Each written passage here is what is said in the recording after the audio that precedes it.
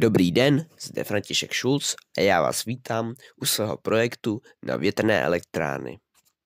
V tomto videu se budeme zabývat, jak fungují, kde se nacházejí, jaký je jejich podíl na elektřinu včera, zdali jsou ekologické a jejich výhody a nevýhody. A ještě se chci omluvit, jsem nemocný a proto zním takto. Jak funguje taková elektrárna? Je to velice jednoduché.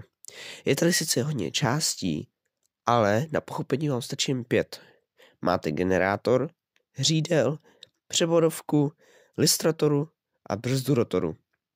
Jak se list pomocí větru točí, roztáčíte tak alternátor, nebo v této situaci generátor, který vytváří elektřinu. Aby to byl kontrolovaný tok, musí mít tato hřídel i brzdu, která kontroluje, jak moc se listy točí, a taky musí mít převodovku, aby se mohlo točit rychleji nebo pomaleji. Větrné elektrárny se většinou objevují v místech, kde je nejrychlejší vítr. Na tomto obrázku můžete vidět Krušné hory a většinou takový sever České republiky. Hory ale nejsou jediné místo, kde se dají umisťovat větrné elektrárny.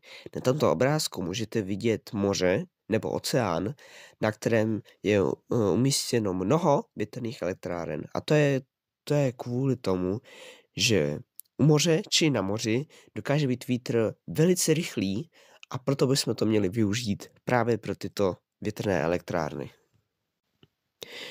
Možná, že jsou větrné elektrárny velice ekologické, ale moc velký podíl na elektřinu nemají. Zde vidíte graf podílu elektráren na českou elektřinu v roce 2020. Uhelné elektrárny toho mají nejvíc, protože produkují nejvíc a je jich tady hodně.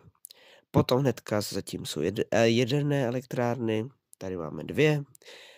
A úplně na konci, nahoře, je malinká modrá barva s větrnými elektrárnami. Takže sice neprodukují tolik, ale alespoň jsou ekologické. Větrné elektrárny jsou velice ekologické, protože využívají obnovitelné přírodní zdroje a také nějak neruší přírodní ekosystém.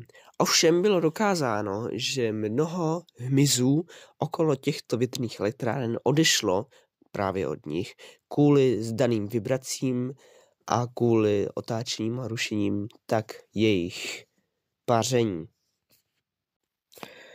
Takže větrné elektrárny jsou podle mě nejlepší způsob, jak získat elektřinu.